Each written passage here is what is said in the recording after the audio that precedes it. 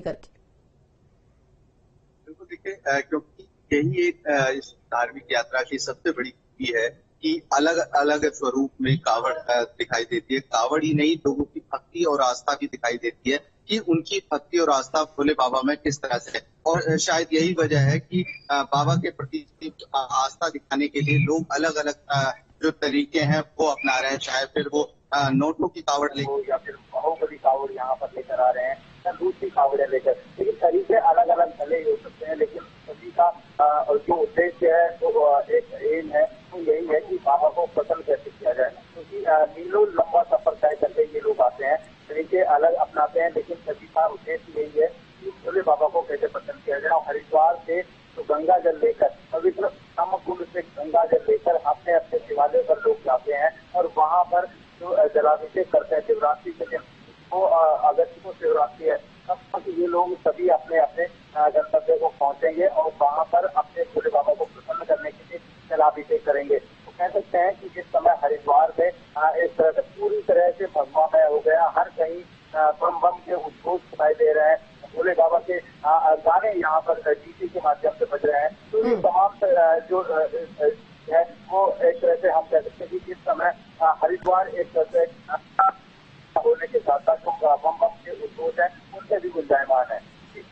महावीर, इसके अलावा जब आप आसपास देख रहे हैं कावड़ मेले का रंग नजर आप किस तरीके से आप देख पा रहे हैं आपने बताया, लेकिन इसके अलावा आस्था का सैलाब जो ये उमड़ा हुआ है, अमूमन देखा जाता है कि हर साल इस तरीके की तस्वीर होती है, लेकिन इस बार क्या अलग रंग आपने देखे हैं हरिद्वार में?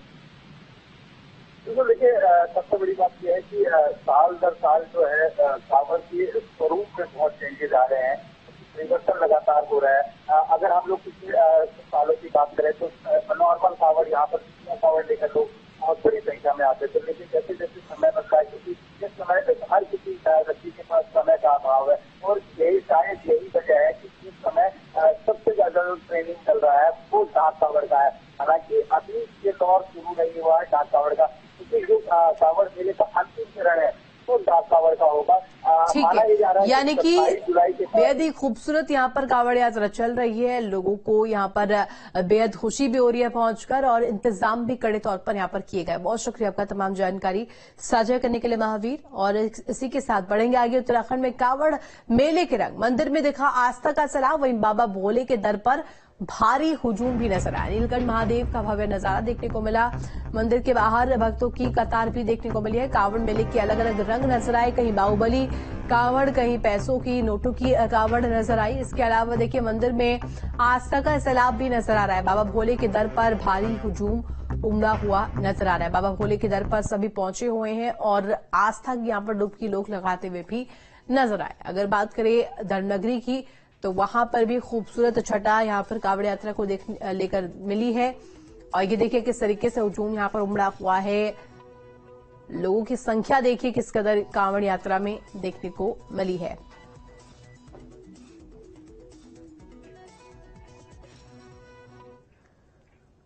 धर्मनगरी में कावड़ यात्रा जोरों पर है, कावड़ के अलग अलग रंग देखने को मिल रहे हैं। हमारे संवाददाता ने कावड़ियों से खास बातचीत की है, इस दौरान उनकी तरफ से क्या उत्साह दिखाया गया है, देखिए।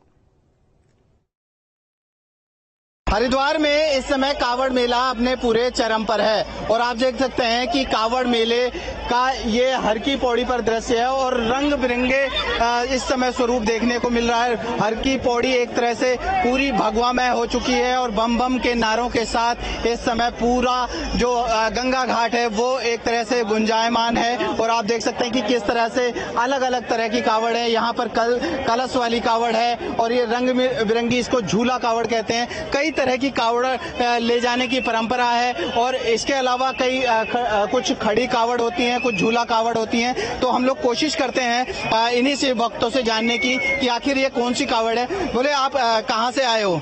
बोले मोदी नगर से आए हैं। मोदी नगर से आए हो। आप कौन सी कावड़ लेकर आए हो? ये हम झूला कावड़ लेकर आए वाली। ये झूला कावड़, तो ये कावड़ कैसी कावड़ है, इसकी क्या परंपरा होती है, कैसे ले जाते हैं? इसकी परंपरा ये होती है, यहाँ से हम जल भरते हैं इसको, जल भरने के बाद इसको जल में मतलब कि स्नान करवाते हैं, स्नान करवा के जब इसको रखते हैं यहाँ से, इसकी पूजा करते हैं भोले जी। उसके बाद पूजा करने के बाद इसको हम अपने कांधे पे रखेंगे और यहाँ से निकलेंगे सीधा रोड पे। ठीक है। रोड पे जाने के बाद हमें कहीं रुकना है तो हम इसको झुलाएंगे।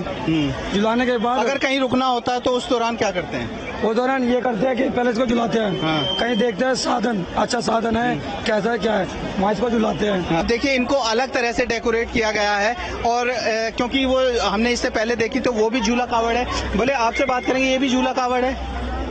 इसको कौन सी कावड़ कहते हैं? झूला कावड़। आपने इसको अलग तरह से डेकोरेट किया है, क्या इसकी परंपरा क्या क्या आपको पता कि ये शुरुआत कहाँ से हुई थी कावड़ की? कावड़ की हम यहाँ से करी थी शुरुआत।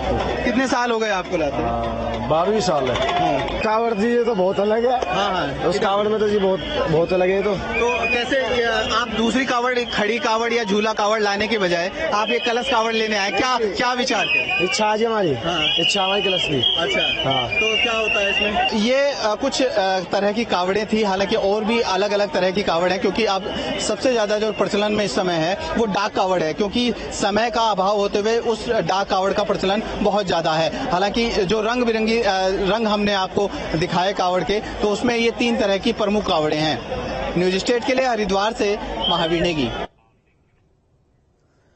रुड़की में कावड़ के अनोखे रंग देखने को मिल रहे हैं। कावड़ पटरी पर श्रद्धालुओं की संख्या बढ़ती जा रही है। कार्तिक नाम का भोला चर्चा का विषय बना हुआ है और उसने अपनी स्कूटी पर बाबा का दरबार सजा रखा है। भोले ने बताया कि कावड़ में बनाने में उसे 20 दिन का समय लग जाता है। ये तो भोले बाबा की इच्छा से, उनकी कृपा है तो सजाते हैं। अकेले ही भोले चले हैं? नहीं, मेरी विशाल कावड़ी हमारी साथ में आ रही है, पीछे विशाल कावड़ हमारी, और भोले हमारे साथ के पीछे आगे आधे। इस तरह 16वीं दरबार सजे है क्या? नहीं, वो हाँ विशाल में सजे हैं। विशाल ये तो हमारी तीसरी चौथी कावड़ है, ऐसी सजा के लाते हैं हर बार। उत्तराखंड में कावड़ मेले की धूम है। शासन प्रशासन हालात पर नजर बनाए हैं। मंत्री प्रेमचंद अग्रवाल ने कोतवाली ऋषिकेश में नव नियुक्त प्रभारी की बैठक की है और शिव भक्तों से अच्छा व्यवहार करने के निर्देश दिए। उन्होंने कहा कि इस बात का खासा ध्यान रखा जाए कि किसी कावड़िए को परेशानी ना हो। साथ ही नशे तस्करों पर लगाम लगाई जाए और अतिक्रमण के खिलाफ भी अभियान चलाया जाए।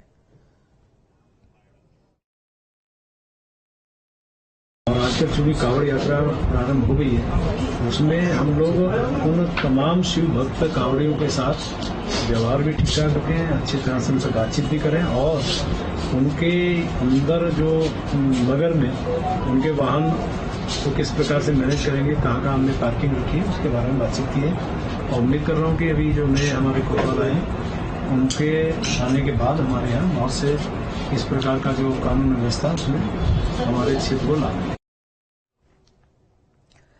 ऋषिकेश में सहायक आयुक्त चंद्रकांत भट्ट ने मीट की दुकान का निरीक्षण किया। भट्ट ने 2 टूक शब्दों में कहा कि यात्रा के दौरान नगर निगम क्षेत्र में कोई भी मीट की दुकान खुली मिलने पर सीलिंग और चालान काटने की कार्रवाई की जाएगी।